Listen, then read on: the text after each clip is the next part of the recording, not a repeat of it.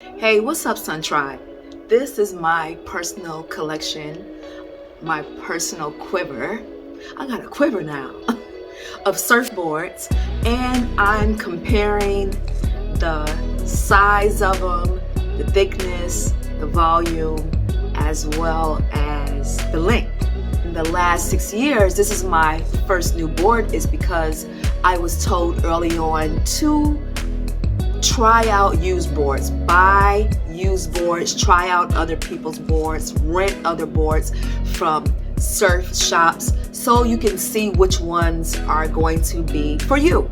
I've known lots of people who bought, well, not a lot of people, but a few people who have bought new boards and then realized, had them custom made because they saw something and they thought it was really masculine or really cute, and they bought boards simply on the design and not realizing their body type or what was involved. And a good shaper, someone who's going to give you a board, someone who's going to make you a board or sell you a board, should ask you those questions: your body weight, your height, what breaks do you surf, what is your intention with surfing? Do you want a nose ride?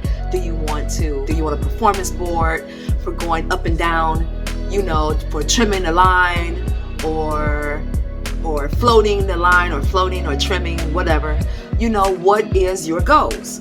And so it took me a while to understand my goals, understand what I liked. And early on, I knew that I loved longboarding, but I like shorter boards. I like shorter boards. I felt like it was awkward for me to be on longer boards. And when I first started, people wanted me to, when I had surf teachers, they put me on 12-foot boards, and I was terrible. And it wasn't until I got my 8-foot board that I started standing up. I mean, for me, they put people on longer boards because they tell you that you're going to surf better. But for me, it was the opposite. As I got smaller boards, I could surf better.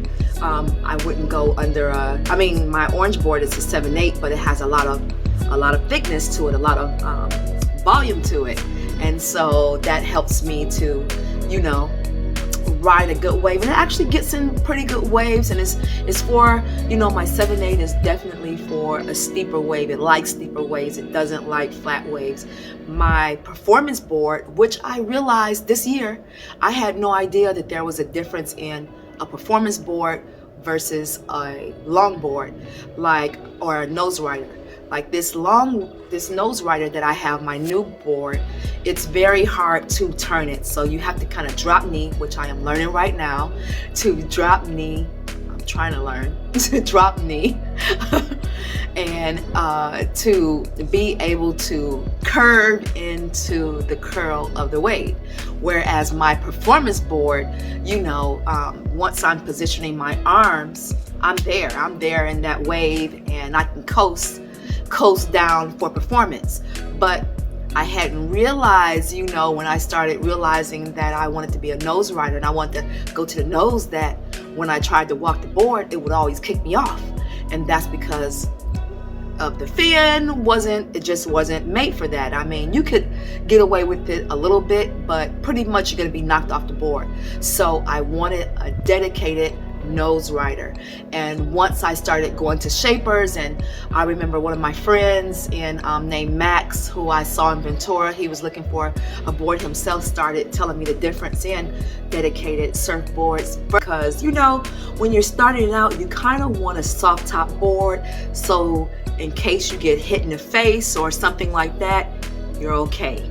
It's hard to get hurt on a soft top, and that's why they're my number one picks for beginners as well as for veterans. If it's a small day or a crowded day, you really don't want to take your new boards out or your regular expensive logs out on a crowded day to surf, because people will hit them. And I went through that. I've experienced that so many times already. So learning the difference in surfboards, asking questions, watching videos like this is a good choice. So these are the differences in my boards, and it's a learning curve. But my number one advice to you, did I say my number one advice or advice? My number one advice to you is to use other people's boards, try other people's boards, buy used surfboards, rent used surfboards, buy the cheaper ones off Craigslist so that you can find your perfect board. And then when you have knowledge of what you really want to accomplish, how big is your car? And that was another thing for me too. It was all about how big my car was. You know, at the time I had a convertible. When I first started, I had a convertible PT Cruiser that I loved. I bought it because I knew I wanted to ride with my top down in California. And then when I started surfing, I was like, oh man. So I wanted to surf all the time, and only the 8-foot would actually fit in my car, where I could put it on the passenger side and close the top. That was the biggest I could do. So the soft top was good for that. And then I graduated to a bigger car where my 9'1" actually, this newer board, it fits in. I can put this on the passenger side with no problem, and I can have it at night, so I don't, you know, take it in and out of my car. I can just have it in my car, and then I can just get up in the morning, like 7-8 o'clock in the morning, and just go to my surf break. And if I had known all this at first, I would have been much more prepared. So you got me now. Like, comment, and subscribe, and I'll talk to you later.